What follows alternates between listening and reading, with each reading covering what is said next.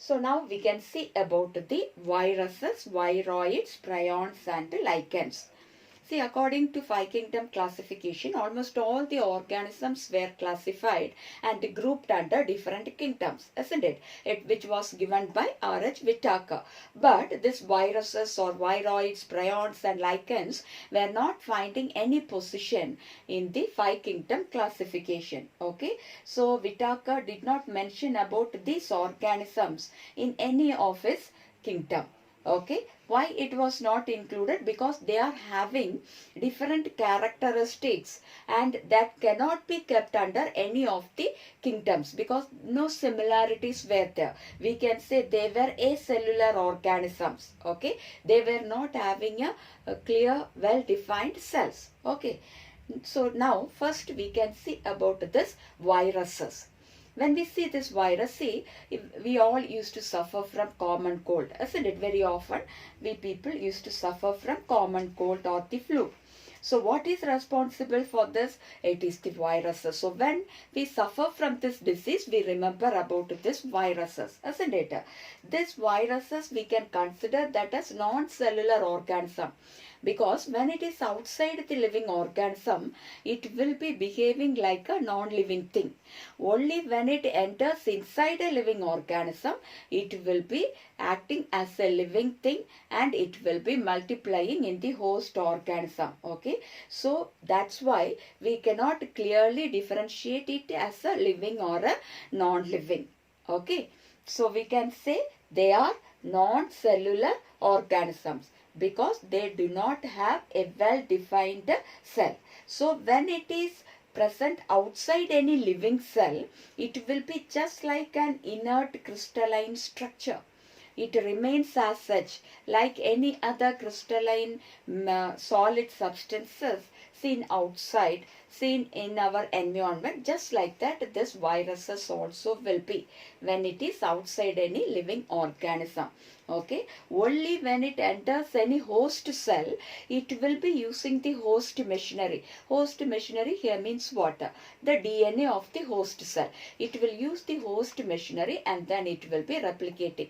What do you mean by replicate? It multiplies. Okay, so if the virus has to replicate, it should be inside any host cell.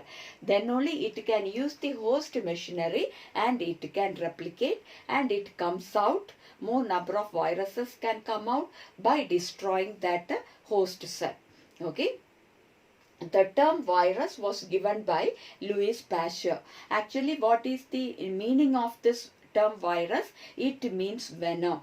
Venom means what? A poisonous fluid. Snake venom. You might have heard of snake venom, isn't it? It is the poisonous fluid produced by the snake.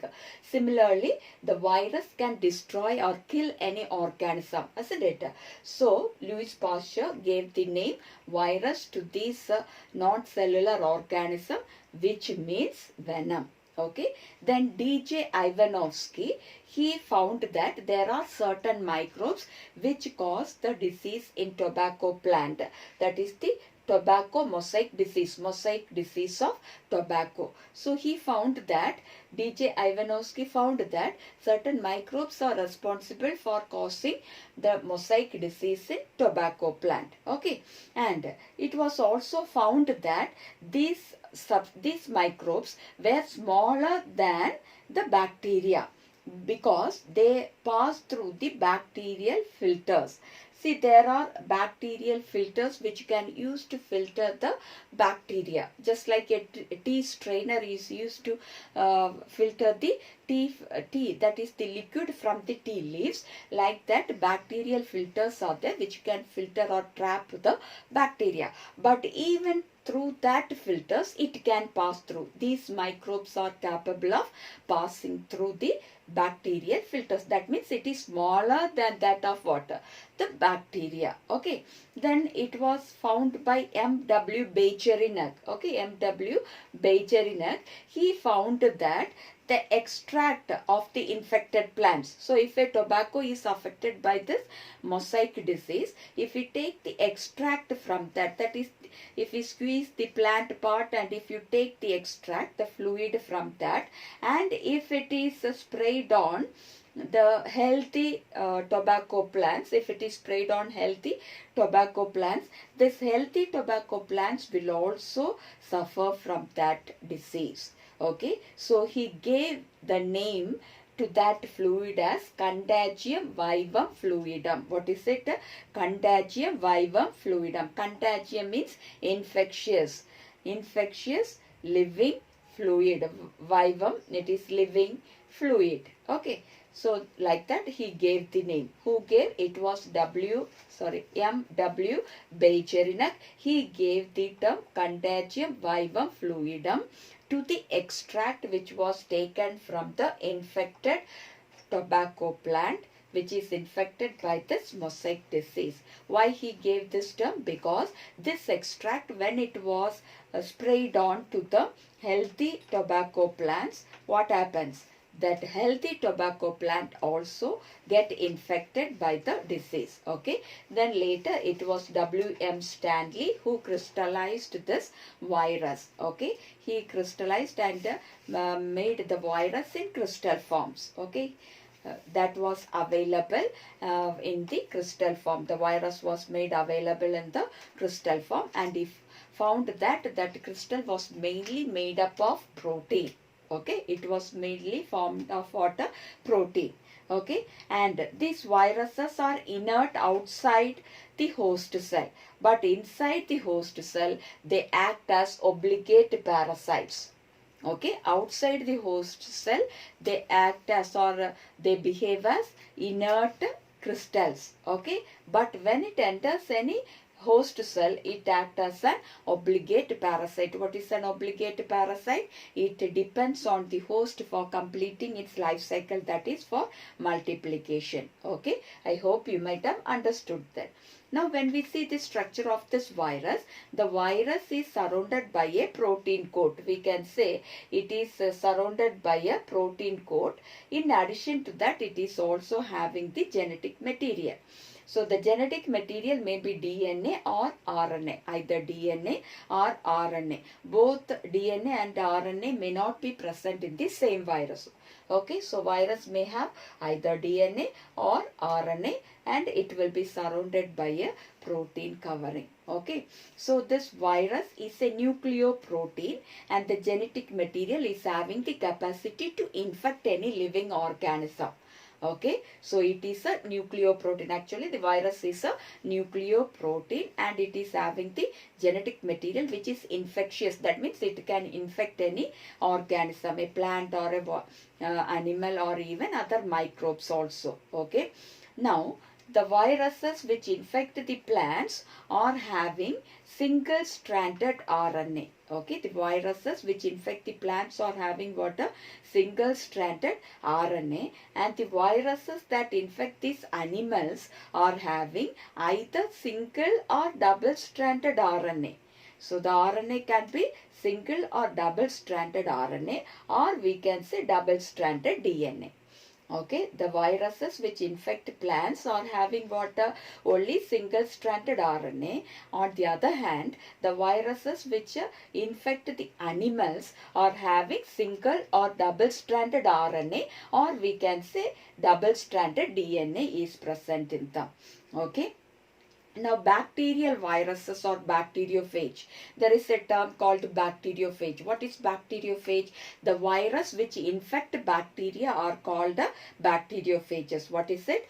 The virus which infect the bacteria are called bacteriophages. Okay, so that bacteriophages or the bacterial viruses are having what? Double-stranded DNA. They are having only double-stranded DNA. So which is having double-stranded DNA? The bacteriophages, or the viruses which infect the bacteria are having double-stranded DNA. Okay. Then the DNA, that is this genetic material, whether it is DNA or RNA, is surrounded by a protein coat. Okay, a protein cover will be surrounding the genetic material, and this protein coat, we can say it as the capsid. Okay, and this capsid is made up of many subunits, and these subunits are called as capsomeres. Okay, so the virus is surrounded by a protein coat. It is called the capsid, and the capsid is made up of many subunits, and these subunits are called as capsomeres, and these capsomeres protect the genetic material, that is the DNA or the RNA which is present inside the. Okay. Now, these capsomeres, that is the subunit of this capsid, these capsomeres will be arranged in helical structure or polyhedral structure or even in geometric forms. Okay, it can be, the capsomeres can be arranged in helical, polyhedral or geometric forms. And these viruses can cause various diseases in plants as well as in animals, isn't it? Now, some of the diseases caused in plants, in animals are mumps, smallpox, herpes warts is there, some sexually transmitted disease also is there, then AIDS also sexually transmitted disease, or even the influenza. So these are some of the diseases which are transmitted by viruses, and now you can write about the coronavirus also, isn't it? So these are some of the diseases which are caused by the virus in animals. What are they? Mumps, smallpox, herpes, AIDS, influenza, etc. Now, like this, it causes disease in plants also. So what are the diseases caused by virus in plants? Like mosaic formation, that is the mosaic disease, or we can say leaf rolling and curling. In some of the plants you might have seen that leaf rolling and curling, the leaf will be rolling. Okay, it curls or it rolls. Then yellowing of leaf, you might have seen the starch. For starch synthesis, chlorophyll is required. So lack of chlorophyll will lead to the leaf to turn yellow in color. That is yellowing of leaf. That is also caused due to viral infection. And vein clearing. Vein will also be affected. What are the veins? In the leaves you can see the lines which are present, and that lines are called the veins. Okay, so yellowing and vein clearing occurs. That is, all the nutrients from the veins will be removed and the veins will become damaged also. Then dwarfing is another disease. Dwarfing means what? Stunted growth. They will be short. And stunted growth. Stunted also, they will be short in nature. Okay, so these are some of the diseases caused in plants by the viruses. So that is about the viruses. Okay.